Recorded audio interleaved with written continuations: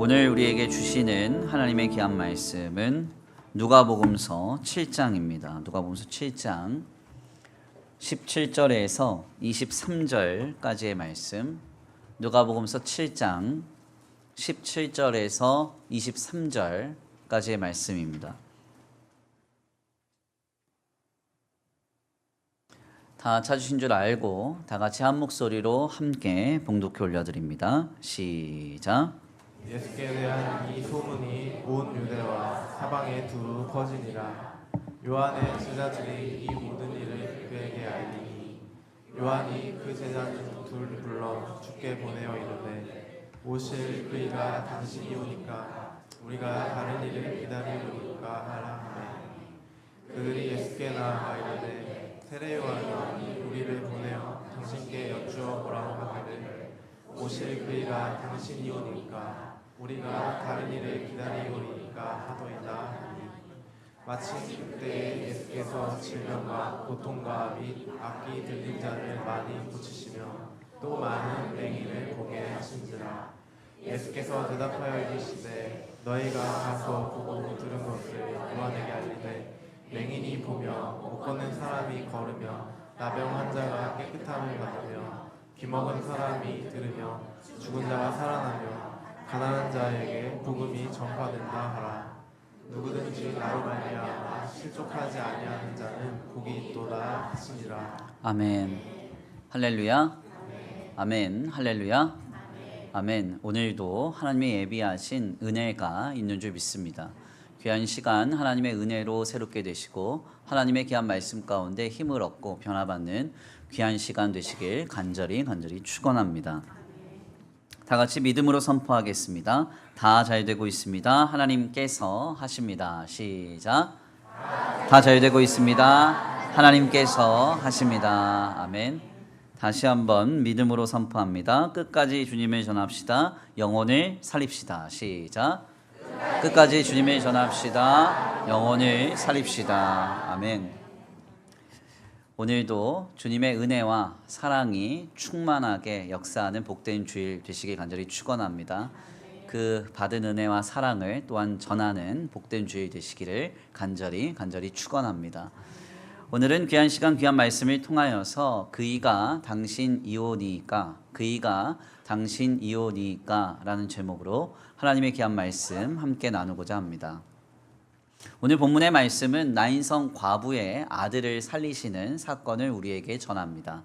특별히 죽은 자를 살리신 기적의 사건 이후에 예수님에 대한 수많은 말들이 곳곳으로 퍼져나가기 시작했는데요. 바로 이때 이러한 소문을 들었던 이 세례 요한의 제자들이 옥에 갇힌 세례 요한에게 예수님의 소문을 전달하게 됩니다. 그 소문을 듣고 옥에 갇힌 세례 요한은 자신의 제자 둘을 예수님께 보내어서 예수님이 구약에서 예언하신 메시아가 맞느냐 하고 이렇게 질문하는 장면이 오늘 본문 말씀이라고 할 수 있습니다. 오늘 본문 말씀 19절 말씀인데요. 우리 함께 다 같이 한번 봉독해 올려드립니다. 시작. 요한이 그 제자 중 둘을 불러 주께 보내어 이르되 오실 그이가 당신이오니까 우리가 다른 일을 기다리오리까 하라 하니. 아멘. 요한이 자신의 제자 둘을 불러서 예수님께 보냈어요. 그리고 예수님이 오실 그분, 즉 메시아가 맞느냐 이렇게 묻습니다. 이 질문에 예수님께서는 제자들을 자신이 사역하는 곳으로 인도해 가시죠. 그래서 병자들이 치유되고 회복되는 역사를 보게 하시면서 이사야서 35장 5절 말씀을 인용하시며 오실 메시아가 임할 때에 나타나는 치유와 회복의 역사를 증언하십니다. 결국 여기에는 더 이상 기다릴 메시아가 없고 자신만이 오직 유일한 하나님이 보내신 메시아이심을 예수님이 밝히 드러내시고 증언하신 것이라 할 수 있습니다. 22절인데요. 우리 함께 다 같이 봉독합니다. 시작. 예수께서 대답하여 이르시되 너희가 가서 보고 들은 것을 요한에게 알리되 맹인이 보며 못 걷는 사람이 걸으며 나병 환자가 깨끗함을 받으며 귀먹은 사람이 들으며 죽은 자가 살아나며 가난한 자에게 복음이 전파된다 하라. 아멘. 오늘 본문 말씀에서 매우 우리는 그냥 인상적인 고찰이 없이 내용의 자연스러움으로 그냥 내용을 명시하여 이해하고 지나갑니다. 옥에 갇힌 세례 요한이 예수님께 대한 소문을 들었고 의문을 갖고 예수님에 대하여 물었고 제자들을 통해서 답을 얻었구나 이렇게 생각하고 그냥 넘어가는 본문인 것 같은데요. 사실 이 본문은 굉장히 중요한 신앙의 많은 내용을 함의하고 있는 장면이라고 할 수 있습니다. 그래서 굉장히 좀 특별하게 고찰할 필요가 있어요. 사실 저에게는 있어서 이 본문이 매우 가슴 아픈 기억을 담은 말씀으로 제 안에 깊이 각인되어 있습니다. 때는 지금으로부터 20여 년 전, 네, 한 2006년쯤에 벌어진 일이에요. 자신의 세 딸과 함께 교회에 열심으로 충성하고 출석하면서 신실하게 주일학교 초등부 교사로 열심히 섬겼던 한 여집사님이 계셨습니다. 김모 집사님이셨는데 이 집사님이 열심히 이제 교회를 섬기시다가 느닷없이 교회에 나오시지 않는 거예요. 그러다가 일방적으로 한 구역장을 통해서 교회를 비판하면서 나는 다시는 이 교회에 나오지 않겠다 이렇게 말씀하시는 겁니다. 도저히 이해가 되지 않아가지고 이모저모로 수소문을 해봤어요. 그랬더니 이분이 어린이집에서 딸의 친구 엄마를 만났는데 그 엄마와 함께 여기 인광아파트 앞에 보시면 임광서적이라고 하는 서점이 하나 있습니다. 그 서점에서 이 사무실 공간을 돈을 내면 렌트를 해줬었어요. 거기서 렌트를 한 어떤 한 집단과 함께 한 1년여 동안 성경 공부를 했다는 거예요. 이 성경 공부 끝에 기존 교회에는 구원이 없다고 여기면서 자신은 특별한 공동체로 가겠다라고 선언한 겁니다. 바로 그 특별했던 공동체가 신천지였습니다. 네, 저는 무려 3명의 딸을 늘 교회당에 데리고 특별히 막내는 없고 두 딸은 두 손을 붙잡고 교회당에 오셔서 늘 신실하게 초등부 교사로 열심을 냈던 그 집사님을 그냥 허망하게 떠나보낼 수가 없었습니다. 그래서 한 집사님과 함께 당시에 그 가정에 찾아갔죠. 그래서 그 집사님을 만났습니다. 바로 그때 그 집사님께서 저에게 느닷없이 물어봤던 성경 내용의 질문, 본문이 바로 오늘 본문 말씀의 이 내용이었어요. 그분이 제게 이렇게 물었습니다. 전도사님, 예수님께 세례를 줄 때 보라 세상 죄를 지러가는 어린 양이로다 했던 세례 요한이 왜 갑자기 예수님께 메시아가 맞느냐고 되묻는지 아세요? 이렇게 저한테 물었습니다. 그때 당시 저는 학부 신학과 2학년생이었습니다. 네, 이 학부 2학년을 다녀보신 분들은 알겠지만 1, 2학년 때까지는 교양 과목이 반이에요. 그러니까 신학적으로 거의 정립이 되지 않았을 때고 또 그때는 이제 원로 목사님 몸이 불편하시니까 정신없이 도와드리느라 바빠서 뭐 성경을 연구한다든지 제 안에 신학적인 체계를 구축한다든지 이럴 수가 없는 형편이었습니다. 이런 사람이 느닷없이 성경의 내용을 질문하는데 유창하게 답을 했겠어요? 못했겠어요? 대답하기 곤란하시죠? 했다고 해야 되나 말아야 되나? 순간적으로 그래서 제가 마음에 많이 당황을 했습니다. 그래서 하나님께 기도하고 지혜를 구했죠. 그리고는 이렇게 그냥 상식적으로 답변을 했습니다. 아마도 세례 요한이 옥에 갇혀 있었기 때문은 아닐까요? 이렇게 물었어요. 바로 이 말에 김 집사님은 제게 아주 깊은 실망감을 느낀 듯 한참을 바라보시다가 한숨을 푹 쉬시면서 저한테 이렇게 말했습니다. 전도사님, 성경을 좀 더 공부하셔야겠네요. 이 대답을 끝으로 저는 그 집에서 쫓겨났어요. 그리고 그분은 그렇게 신천지로 가셨고요. 이후에 추수꾼이 되었다는 소문이 들려왔습니다. 그리고 나서 그로부터 딱 2년 뒤에 우리 교회에 추수꾼 2명이 잔입해서 들어왔어요. 당시 우리 교회는 장년부가 한 30여 명 남았던 공동체였습니다. 그때 2명의 아주 열심을 내는 추수꾼이 들어와서 활동을 하니까 교회가 얼마나 활기가 있었겠습니까? 다행히도 제가 군대를 가기 직전에 이제 한 3개월, 4개월 정도 기간이 좀 뜨는 겁니다. 그래서 무급으로 이제 교회에 와서 좀 봉사를 하고 입대를 해야 되겠다. 늦은 나이에 25세 입대를 했기 때문에 그런 마음을 갖고 이제 교회에 와서 봉사를 하는데 이 두 분들이 영 봐도 좀 이상해요. 그래서 이제 저랑 같이 동역하던 한 사역자에게 부탁을 드렸죠. 추수꾼 명단을 좀 달라. 네. 그래서 그때 당시에 이제 한 신천지의 이제 집화장 목사님이 거기 있다가 이건 좀 아니다 싶어가지고 나오셨어요. 나오면서 추수꾼 명단 파일을 갖고 나왔죠. 그 파일을 저한테 엑셀 파일로 주셨습니다. 그래서 제가 그분의 이름을 검색을 했죠. 이름, 주소, 핸드폰이 추수꾼 명단에 일치하는 걸로 나오는 거예요. 결국은 이제 원로 목사님과 상의를 해서 이 두 분을 교회에서 내쫓았습니다. 물론 나가실 때는 많은 거짓말을 하고 나가셨죠. 아무튼 이런 일들과는 관계없이 저에게는 이 집사님의 말이 마음 깊이 남아 있습니다. 전도사님, 성경을 좀 더 공부하셔야겠네요. 제가 이 말을 절대 잊지 못하고요. 이 말을 듣게 한 본문도 잊지 못합니다. 네. 그때부터 저는 이제 말씀의 은사를 하나님 달라고, 일평생 목회하면서 저 말은 다시는 듣고 싶지 않다고, 네, 그렇게 하나님 앞에 기도하면서 말씀 은사, 교육 은사를 구했죠.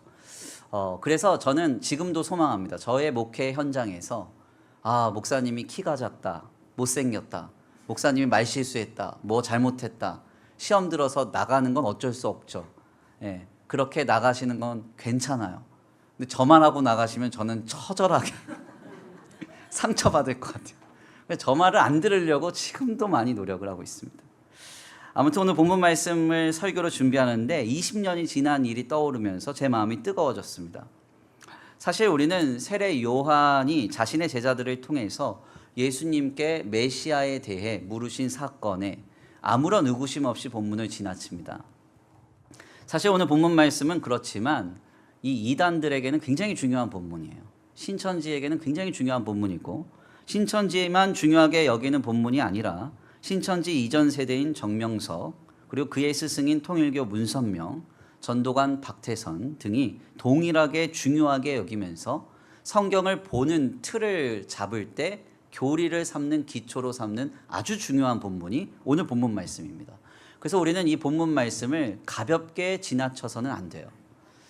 이단들은 본문을 매우 인본주의적으로 해석합니다. 지금 예수님을 첫눈에 알아봤던 광야에 외치는 소리, 신약의 마지막 선지자로 불리는 이 세례 요한이 도대체 왜 옥에 갇혀서는 예수님께 대하여 다시금 메시아이신지를 되물었느냐? 이단들은 세례 요한이 의문을 가졌기 때문이다. 예수님께 대하여 의심하고 예수님께 대하여 실망했기 때문이라고 말합니다. 그렇다면 왜 세례 요한의 마음에 의심이 들었을까? 그 이유는 간단하죠. 자기가 하나님께서 보내신 마지막 신약의 선지자인데 이제 예수님이 오셨다고 하면 하나님의 나라가 도래해서 완전히 로마로부터 이스라엘 민족이 구원을 받고 실제적으로 죄악이 없는 새로운 도성, 즉 시온이 회복이 되었어야 했다는 겁니다. 그런데 예수님이 오셨지만 이스라엘 공동체는 여전히 로마의 종속국이었고 죄와 악은 여전히 관영했다는 거죠. 여기에서 세례 요한이 깊은 실망감을 느끼고 예수님께 대한 믿음을 잃어버렸다라고 말하고 있는 겁니다. 결국 세례 요한은 예수님을 메시아로 인정할 수 없었다는 것이죠. 사실 이러한 내용에도 우리는 이상하다 생각하죠. 어떻게 이렇게 주장할 수 있느냐? 여기에도 합당한 설명이 하나 있습니다. 그게 뭐냐면 세례 요한이 구약의 말씀에서 예언한 메시아로서 예수님을 바라봤다라고 한다면 그분이 어떤 모습으로 오신다고 구약의 예언서는 말해요? 고난받는 종으로 오신다. 그렇죠? 그가 찔림은 우리의 허물 때문이요, 그가 상함은 우리의 죄악 때문이라. 아멘입니까?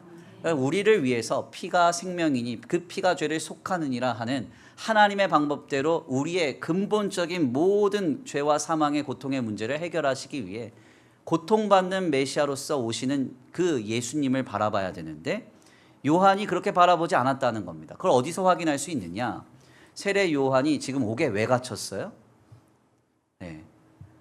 헤롯 왕의 그 아내가 이복 형제의 아내였음을 비판하고 책망하다가 옥에 갇혔다는 거예요.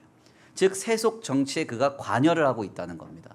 즉 그가 바라봤던 하나님의 나라는 예수 그리스도를 통하여서 이루어지는 하나님의 나라가 아니라 세속 나라의 완성이었다는 거죠. 즉 여기에서 그의 신앙이 변절했음이 확인이 된다고 말하고 있어요. 결국 여기에서 예수님의 초림의 배교자는 세례 요한이고 멸망자는 바리새인과 서기관이고 구원자는 예수님이라는 큰 프레임이 나타나게 됩니다. 이 프레임으로 모든 성경을 비유로 보는 거예요. 이제 이 논리에 따라서 예수님의 재림 시에는 요한계시록의 7 교회가 배도자로서 이 7 사람은 증거장막 성전을 중심으로 한 유재열 외 6명이고 7 짐승은 멸망자로서 증거장막 성전을 위해 들어가서 바꾸려고 했던 오평호나 탁명환, 탁성환과 같은 이런 사람들이 멸망자고 구원자는 감람나무 이긴 자로서 이만이다. 이렇게 말하는 겁니다. 네, 저 이만이라는 말에 다른 사람을 넣으면 이 논리가 다 똑같아요. 저기에 문선명이 들어가든 저기에 뭐 장길자가 들어가든 저기에 누가 들어가든 다 똑같습니다. 이 논리로 성경을 보는 거예요. 여기에서 우리나라의 수많은 이단 사이비가 다 파생된 겁니다. 도대체 무슨 말을 하려고 하느냐? 헛소리도 주장하다 보면 이론이 된다 이런 얘기. 분명하게도 다 헛소리입니다. 성경을 이런 식으로 보시면 안 돼요. 본명의 말씀에 보면 이 세례 요한의 이 제자들을 통해서 답을 얻은 뒤에 돌아가잖아요. 그때 예수님이 세례 요한에 대해 얘기하면서 흔들리는 갈대를 이야기해요. 그 본문을 가지고 와서 이것 봐라. 세례 요한이 흔들렸음을 주님 보고 있지 않느냐. 말씀을 잘못 연구한 겁니다. 예, 원어를 보면 이것은 평서문이 아니에요. 수사학적인 질문입니다. 흔들리는 갈대를 보면서 세례 요한은 그와 같지 않다라고 원어는 말하고 있어요. 그래서 28절 말씀을 보면 예수님은 세례 요한을 배교자라고 말씀하시지 않죠. 오히려 여자가 낳은 자 중에 가장 큰 자다 이렇게 말씀합니다. 28절인데요. 우리 함께 다 같이 봉독합니다. 시작. 내가 너희에게 말하노니 여자가 낳은 자 중에 요한보다 큰 자가 없도다. 그러나 하나님의 나라에서는 극히 작은 자라도 그보다 크니라 하시니. 아멘. 예수님은 세례 요한을 배교자다, 변절자다 표현하신 적이 단 한 번도 없습니다. 오히려 그를 높이시고 그가 훌륭함을 주님이 말씀하셨죠. 무슨 말입니까? 우리가 이단들의 황당한 논리에 황당한 주장에 속아서는 안 된다는 거예요. 특별히 이런 어떤 해석적 프레임이 머릿속에 깊이 들어와서 각인이 되고 학습이 되면 곤란해집니다. 성경이 모든 해석이 그 틀 안에서만 해석이 돼요. 그래서 이단들의 성경 공부는 가까이 하시면 안 됩니다. 위험해요. 세뇌가 되시는 거예요. 그러니까 보통 우리가 심리적으로도 해석 편향, 확증 편향이라는 게 있습니다. 상황과 사람을 보면서도 딱 보고 내가 보고 싶은 대로 해석을 해버려요. 그게 얼마나 강력한지 몰라요. 저도 이번에 이제 우리 목사님들과 함께 월요일부터 금요일까지 잠시 해외 탐방에서 다녀왔거든요. 정말 죽다 살았습니다. 죽다 살았어요. 저는 이제 멀미가 너무 심해요. 근데 저는 이번에 처음 알았어요. 멀미도 비행기 멀미약하고 이 배랑 이 차 멀미약이 따로 있다네요. 예, 그래서 배 멀미약, 비행기 멀미약 잘 챙겨서 갔습니다. 예, 근데 먹어도 이게 끝이 없어요. 왜냐면 우리 목사님들이 연세가 많으셔서 먹고 차로 이동하셔. 그러니까 멀미약을 먹고 밥 먹고 또 차로 이동하니까 또 멀미해. 그래서 또 먹으면 또 멀미. 한 이틀 되니까 멀미약이 없어. 아무튼 고생을 했는데 많이 배웠어요. 목사님들하고 이런저런 이야기 나누면서. 근데 목사님들이 한결같이 하신 얘기가 이 성도들이 교회와 어떤 한 성도들에 대해서 확증 편향, 해석 편향이 생기면 문제가 심각해진대요. 그런 이야기를 하면서 저에게 들려주신 예화가 너무 인상적이었어요. 뭐라고 하시냐면 한 목사님이 그래요. 예, 이 성도들의 확증 편향, 성도들의 이 해석 편향이 얼마나 무서우냐. 목사님이 막걸리를 들고 가도 우유라고 해석하는 사람이 있고 우유를 들고 가도 막걸리라고 해석하는 사람이 있대. 교회 안에. 이해가 안 되시나요? 물론 들고 가면 안 되죠. 우유 외에는.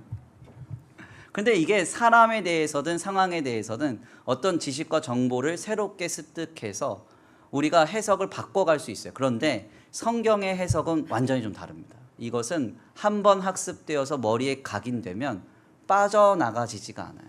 계속 그렇게만 해석됩니다.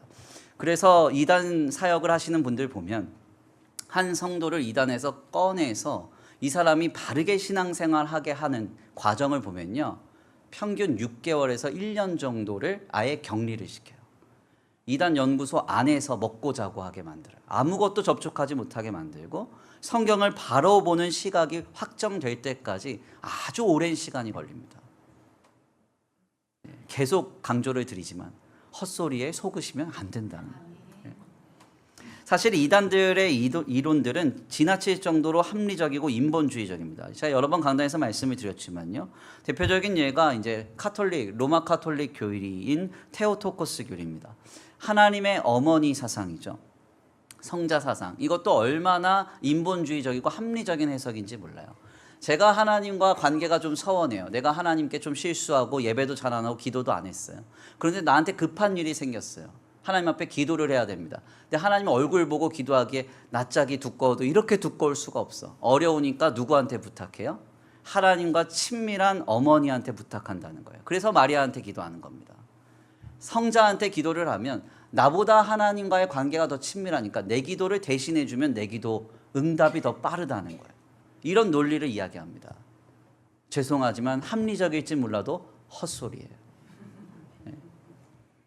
하나님은 우리에게 예수님 외에 구원받을 만한 다른 이름을 주시지 않았어요. 하나님은 우리에게 예수님 외에는 다른 중보자를 두시지 않았습니다. 그래서 우리가 보통 누군가를 위해 기도할 때도 중보기도라는 말이 통용되고 있지만 좀 더 명확한 명칭은 도고기도, 돕는 기도예요. 그 사람을 돕는 기도죠. 우리에게 유일한 중보자는 예수님밖에 계시지 않아요. 그러므로 사람은 절대 신앙의 대상이 될 수 없습니다. 누구도 믿으시면 안 돼요. 다 사랑의 대상이에요. 목회자도 신앙의 대상이 아닙니다. 목사님 믿습니다 하는데 큰일 납니다. 큰일 나요. 목사님들도 존재의 권위는 있을지 모르지만 목회를 위임받은 그 목양을 하는 권한만 있는 거예요. 그런 기능적 권위만 있을 뿐이죠. 그러니까 목회자들도 신앙의 대상이 아니라 사랑의 대상이에요. 그러니까 우리 교역자들이 좀 사랑해 주셔요. 믿으려고만 하지 마시고. 또한 성경 외에는 하나님의 말씀을 받을 수 있는 은혜의 방편은 없다라고 보셔야 됩니다. 특정한 성경 공부나 특정한 어떤 양육 프로그램을 이수해야만 구원의 은혜를 힘입는 게 아니에요. 우리는 성경이 증거하고 있는 예수님을 그리스도로 믿음으로 인하여서 하나님 주시는 은혜로 구원을 받는 것이죠. 더 나아가 특정한 모임과 교회에만 구원이 있지도 않습니다. 오직 예수님을 통해서 우리를 구원하신 삼위일체 하나님을 믿는 거룩한 공교의 전부에는 하나님의 구원이 있어요. 그래서 우리가 사도신경을 통해서 거룩한 공교회를 믿습니다. 고백하는 거죠. 예전에는 공회라고 해서 많은 분들이 착각을 했어요. 유대인의 공회, 컨설. 우리가 왜 유대인의 공회를 믿느냐? 성경에서 공회라고 말하니까요.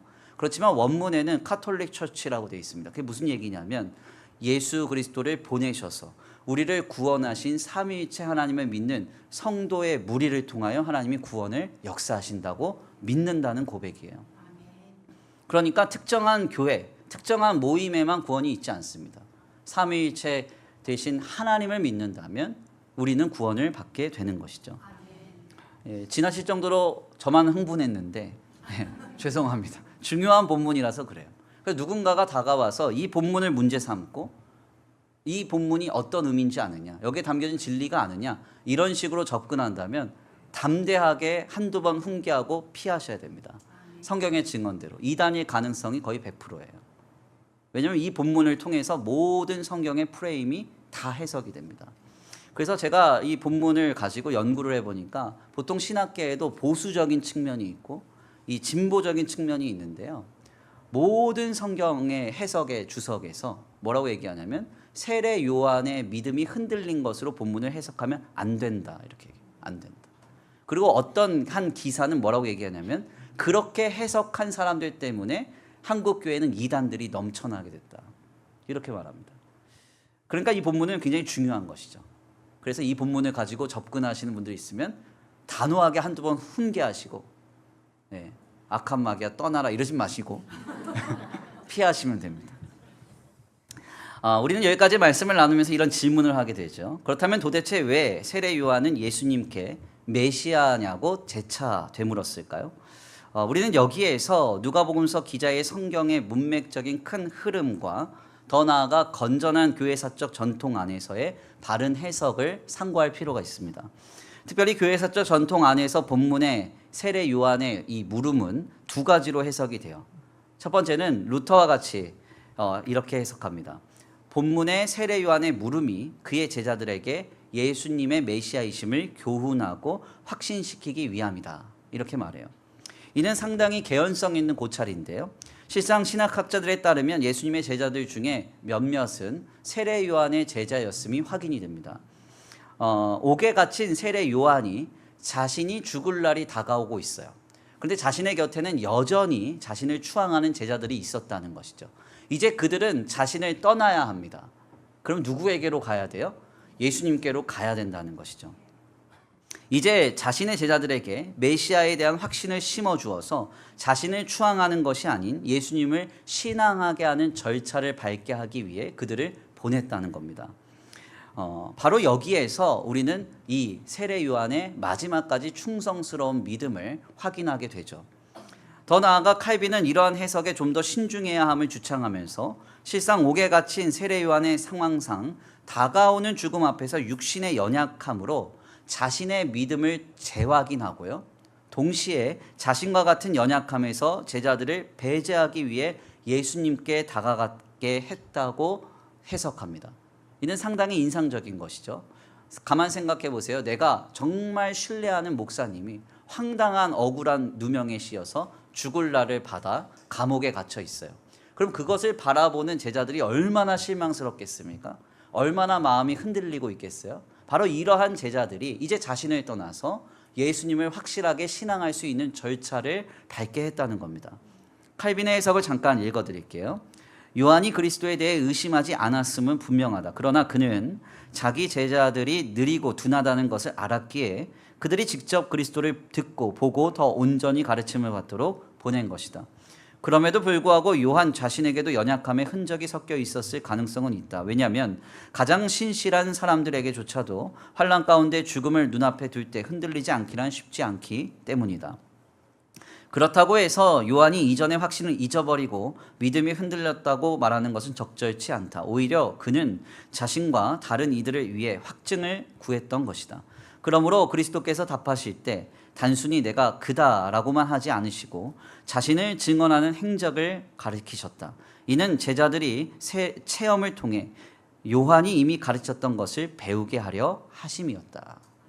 아멘입니까? 네, 무슨 말이에요? 지금 세례 요한은 자기의 연약함, 지금 상황으로 인해서 찾아오는 믿음의 그 연약함에 믿음의 확증을 더하기 위해서 동시에 자신을 바라보고 있는 제자들에게 예수 그리스도께 대한 믿음의 확증을 돕기 위해서 자신의 제자들을 예수님께 보내어 그분을 체험하도록 이끌었다는 겁니다. 이는 누가복음서 7장의 전체적인 증언의 내러티브와도 일맥상통하죠. 우리는 누가복음서 7장 서두의 말씀을 통해 백부장의 하인이 살아나는 기적의 사건을 목도했습니다. 이 사건에 수많은 사람들이 헌신했어요. 백부장의 하인은 그런데 예수님으로 인하여서 사망에서 생명으로 옮겨졌습니다. 오늘 본문 말씀 직전에도 나인성 과부의 아들이 예수님을 만나서 죽음으로 향하던 영혼이 살아났습니다. 지금 누가복음서의 큰 메인스트림이 뭐예요? 아주 큰 내러티브의 큰 흐름이 뭐예요? 예수님을 만나 사망으로 향하는 영혼이 생명으로 옮겨지고 살아나는 이야기를 하고 있다는 겁니다. 바로 이 방향에서 오늘 본문의 사건도 이해가 되어야 한다는 것이죠. 세례 요한의 제자들이 되어 보세요. 우리 스승님 이제 내일이면 죽지 않을까? 병 걸려서 정말 큰 고초를 당하고 있는데 어렵지 않을까? 그걸 보면서 막 마음이 절망되고 실망되는데 그런 그들이 예수님을 만나서 세례 요한이 그동안 외쳤던 그 말씀이 복음이 되어 그의 마음에 꽃이 피우기 시작하는 것이죠. 진정으로 이것이 사실이고 우리 주님이 오셨구나. 아멘입니까? 세례 요한은 옥에 갇혀서 자기의 마음마저 흔들리고 있는 이 모든 상황을 담대히 끊어버리고 더 나아가 제자들을 예수님께 보냄으로써 제자들이 예수님을 경험하게 되고 예수님이 그리스도이심을 확증하게 되는, 즉 영혼이 주님으로 인하여 살아나는 이야기가 오늘 본문 말씀의 핵심이라는 겁니다. 그래서 세례 요한의 제자들은 예수님께 물었죠. 당신이 오실 그이가 맞습니까? 아니면 우리가 다른 메시아를 기다려야 합니까? 이 질문에 예수님은 어떻게 하세요? 이사야서의 말씀이 나타나는 현장을 세례 요한의 제자들에게 보여주시는 거예요. 그리고 그 현장을 보고 체험한 그 사람들은 돌아가서 세례 요한과 그 이야기를 나누면서 그들의 믿음이 더 굳건해졌을 것임은 우리가 충분히 추론하게 되는 겁니다. 제가 오전부터 각종 이단의 해석과 본문 말씀의 난해절을 길게 설명을 드렸습니다. 정신이 매우 없으실 텐데 중요한 본문이기 때문에 강조하고 설명을 드린 겁니다. 특별히 오늘 본문 말씀을 통해서 우리를 도전하시는 주님의 메시지는 그렇지만 매우 간단해요. 주님은 우리에게 이렇게 도전하고 계세요. 우리가 생의 마지막 순간까지 감당해야 할 일은 무엇일까? 주님은 세례 요한과 같이 행하라. 내가 그 길에 서라. 주님 말씀하고 계십니다.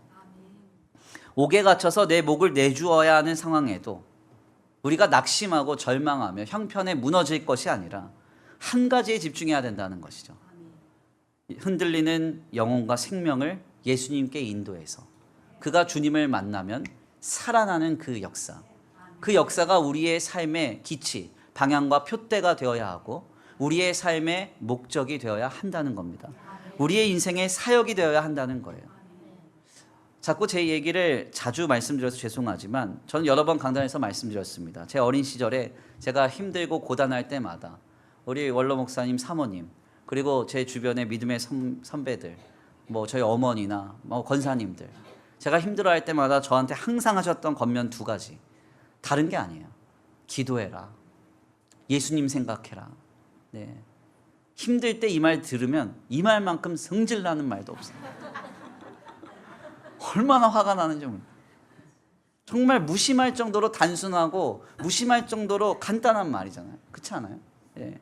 그러니까 누군가는 그렇게 말하죠. 이런 말 하면 아니 목사님 한참 고민과 고통을 토로했는데 그렇게 말씀하시면 짜증나고 화난다고, 몰라서 안 되냐고, 몰라서 안 하냐고 막 그렇게 얘기하세요.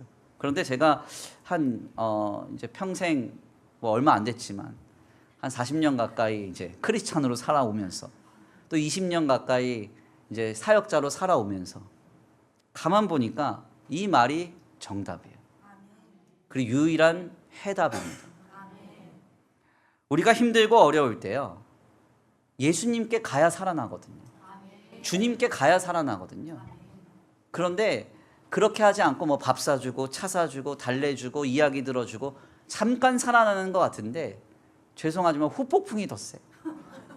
그 후폭풍이 상대에게 오거나 나한테 오거나 막 너무 잘해주고 막 애쓰다 보면 그런 마음도 들잖아요. 내가 이렇게 잘해줬는데 저 인간은 왜 바뀌질 않아?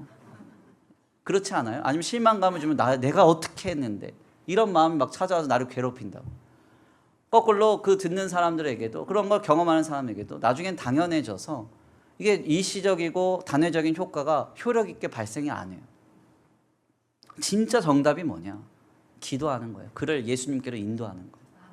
그러니까 네가 그 의문 갖고 있는 그것을 주님 앞에 가서 해결해 보라는 거예요. 물어보라는 거예요. 그리고 예수님 앞에 해답을 얻으라는 거예요. 이게 우리의 삶의 유일한 해답이고 정답이더라고요. 누군가가 힘들어할 때 우리는 그가 예수님께 향하여 갈 수 있도록 조처해야 됩니다.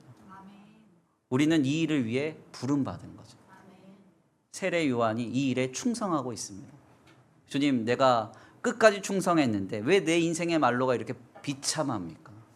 왜 나는 죽을 날을 받아 놓고 감옥에 갇혀 있습니까? 그는 한탄하거나 절망하지 않았습니다. 주님에 대한 소문을 들었을 때 즉시 자신의 곁에서 함께 낙심하고 있는 제자들을 예수님께 보냈어요. 내가 감옥에 갇힌 상황이 중요한 게 아니라 내가 사랑하는 이가 예수님을 그리스도로 아는 것이 중요하다는 것이죠. 내가 목숨이 끝나는 게 중요한 게 아니라 내 사랑하는 사람들이 예수님을 메시아로서 더욱 신앙하는 것이 중요하다는 거예요. 우리가 이 일을 끝까지 감당해내야 됩니다. 우리가 이 방향에 서야 돼요. 자꾸 내 인생이 기구하고, 죄송하지만 기구하지 않은 인생 없어요. 다 기구해, 다. 사건 사고 없는 인생 없어요. 저도 기구하다고 주장하면서 이야기하면 오늘 새벽 2시까지 얘기할 수 있어요. 다 기구예요. 다 어렵습니다. 그게 아니라 주님이 내 인생 시작하셨고 주님이 내 인생 알게 하셨으면 그 인생에 내 주변에 있는 사람들은 그 주님 안에서 살아나야 될 거 아니에요. 제가 치앙마이 중앙교회 가서 은혜를 정말 많이 받았습니다. 너무 뜨겁더라고요. 그런데 말씀 제목도 뜨겁더라고요. 예. 자, 말씀 제목이 뭔지 아세요? 저는 그렇게 제가 제목 달면 우리 성도님 다 도망갈 거예요. 제목이 잘 죽자예요. 잘 죽자. 야, 나는 그래서 이게 와, 선교지 스피릿은 다르구나. 딱 3글자예요. 잘 죽자. 이렇게 엄청 크게 써 있더라고요. 설교라고. 그러면서 그 목사님이 그러세요. 인생에 있어서 우리가 알 수 없는 3가지가 있대요. 첫 번째, 언제 죽을지 모른다. 어떻게 죽을지 모른다. 그리고 어디에서 죽을지 모른다. 그리고 나서 우리가 인생에 다 아는 3가지가 있대요. 반드시 죽는다. 아무것도 가져가지 못하고 죽는다. 아무도 함께하지 못한다. 그러시면서 잘 죽으래요. 잘 죽으래. 계속 잘 죽으라고만 얘기하시더라. 근데 그 잘 죽는 것의 그 답의 끝이 뭔지 아세요? 신앙을 남기는 거예요. 신앙을 남기고 죽는 게 잘 죽는 거래요. 저는 오늘 우리 모두가 세례 요한의 삶을 통해 도전하시는 주님의 음성을 듣게 되길 원합니다. 귀한 말씀의 결론을 맺겠습니다. 우리는 본문 말씀을 통해서 옥에 갇혀 죽을 날만 기다리고 있었던 세례 요한이 자신의 제자들에게 예수님을 만나고 예수님을 체험하는 그 놀라운 사역을 우리가 목도하게 됩니다. 이 본문은 다른 비유나 상징을 담은 말씀이 아니에요. 누가복음서 기자는 지금 예수님을 통해서 영혼과 생명을 살려내는 이야기를 전하고 있습니다. 그러므로 오늘 본문 말씀 역시도 세례 요한이 끝까지 지금 낙심하며 절망 가운데 있을 수밖에 없는, 혼란 가운데 있을 수밖에 없는 자신의 제자들을 예수님께 보내어서 그들에게 예수님이 참 그리스도이심을 증거하고 경험시키는 본문으로 우리는 해석해야 합니다. 감옥이라는 비참한 상황, 죽음을 기다리는 처절한 상황 속에서도 흔들리는 마음을 부여잡고 나 자신과 우리의 사랑하는 사람을 예수님께 향하게 하는 그 일이 오늘 우리가 감당해야 할 일이고 우리의 인생의 방향과 목적이 되어야 합니다. 주님 오늘 우리에게 묻고 계십니다. 우리가 생의 마지막 순간까지 감당해야 할 일은 무엇인가? 세례 요한과 같이 행하라. 감옥에 갇힌 상황에 절망하지 말고 내 목숨이 끝나는 것 같은 그 상황에 낙심하지 말고 너는 내가 허락한 내 인생의 끝에 하나님 안에서 많은 택한 백성의 영혼과 생명을 살리는 그 일을 신실히 감당하라 말씀하시는 그 음성을 듣는 이 주일 되기를 간절히 축원합니다. 우리 이 시간 귀한 말씀 붙잡고 함께 기도하겠습니다. 부르시던 찬송가 우리 찬송 가사를 생각하시면서 예수 찬양하겠습니다.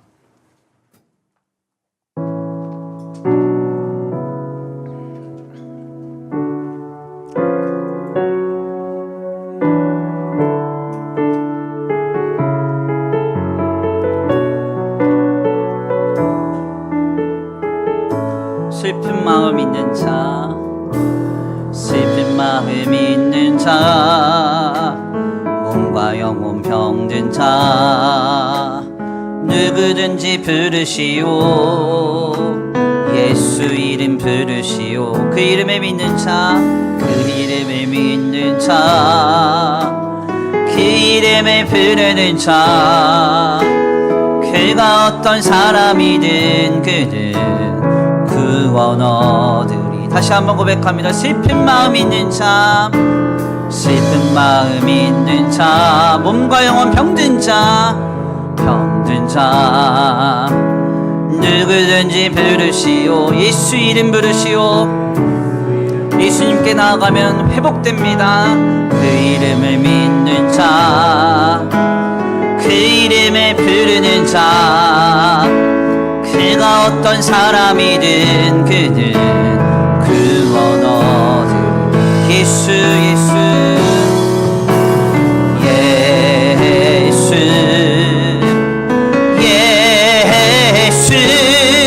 오 능력의 그 이름 예수 나 외쳐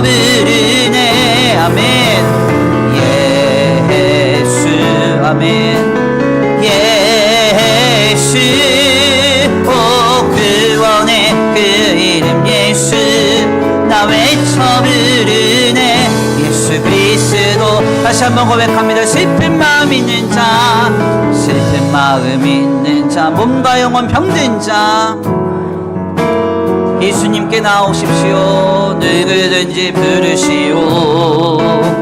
예수 이름 부르시오. 그 이름을 믿는 자, 그 이름을 부르는 자, 그가 어떤 사람이든 그는 구원 얻음. 은박은 내게 없으나, 은박은 내게 없으나, 나 가진 건 너에게 주니. 능력의 이름 예수님, 능력의 이름 예수라. 그 이름을 붙드시오. 아멘. 그 이름을 믿는 자, 그 이름을 외치는 자, 그가 어떤 사람이든 그는 주의 영광 보리라. 예수님 예수님 예수 예수. 오 능력의 그 이름 예수, 나 외쳐 부르네. 예수 예수. 오 구원의 그 이름 예수, 나 외쳐 부르네. 예수 그리스도. 다시 한번 고백합니다. 예수님 예수님 예수 예수. 오 능력의 그 이름 예수, 나 외쳐 부르네. 예수 예수.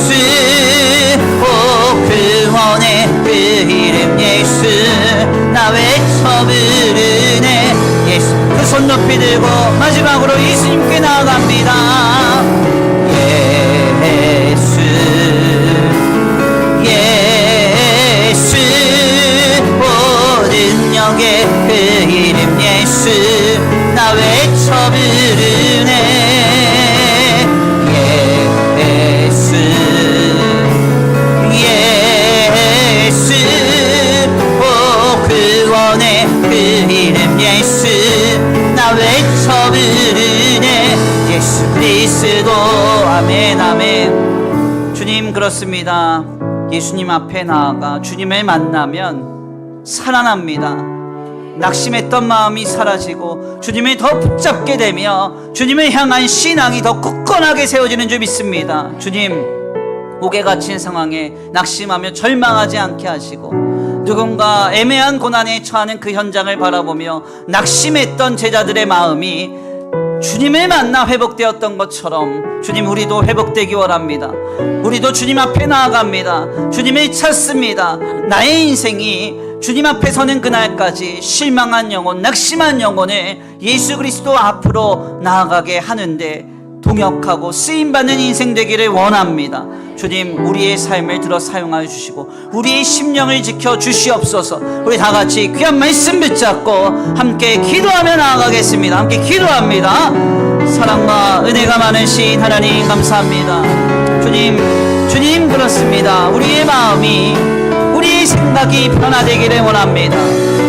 주님 아버지, 내 마음이 낙심할 상황과 조건에 우리의 마음이 함몰되어서 옥에 갇혔다고 실망할 이 투성이라고 내 마음이 이리저리로 흔들리고 있는 그때에 우리가 예수님 앞으로 나아가야 됩니다. 주님 앞으로 나아가야 됩니다. 주님을 보며 주님을 경험하며 주님을 체험할 때 우리의 육신이, 우리의 영과 육과 혼이 살아나고 영원한 생명을 얻으며 영원한 구원의 해답을 얻게 되는 줄 믿습니다. 주님, 이 시간 우리에게 역사하여 주옵소서. 우리에게 함께하여 주옵소서. 지금 우리에게 응답하여 주시옵소서. 주님밖에 없습니다. 주님밖에 없습니다. 주님밖에 없습니다.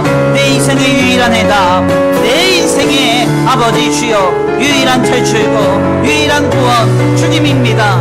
예수님입니다.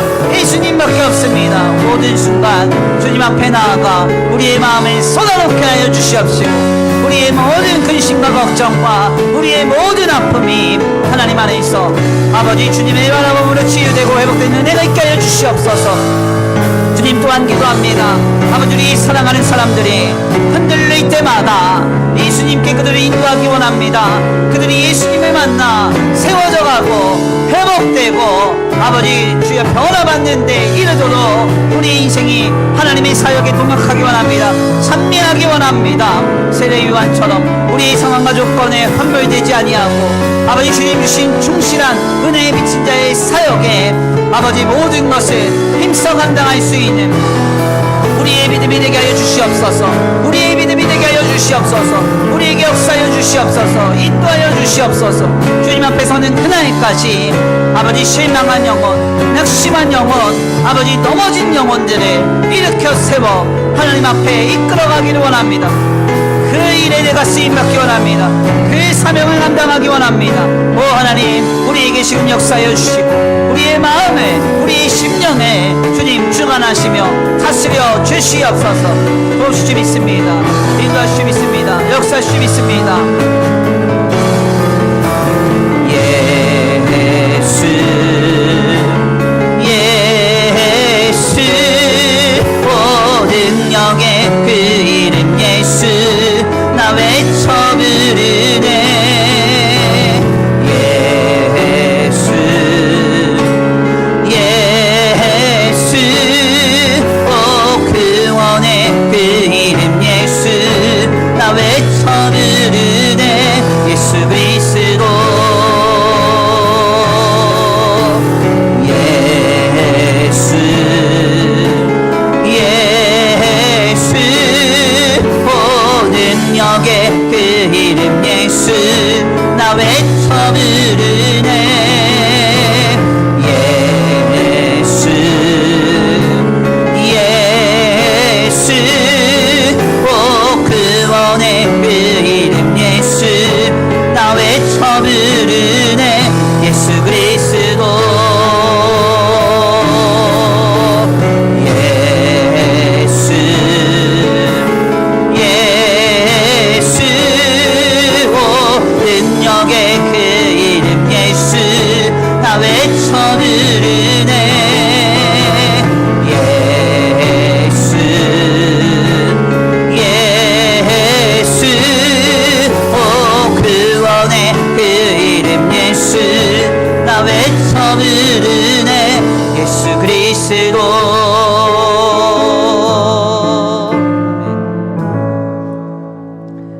하나님 감사합니다. 오늘 귀한 시간 귀한 자리로 주님 인도하여 주셔서 하나님의 귀한 말씀을 상고하게 하시니 감사합니다. 주님 그렇습니다.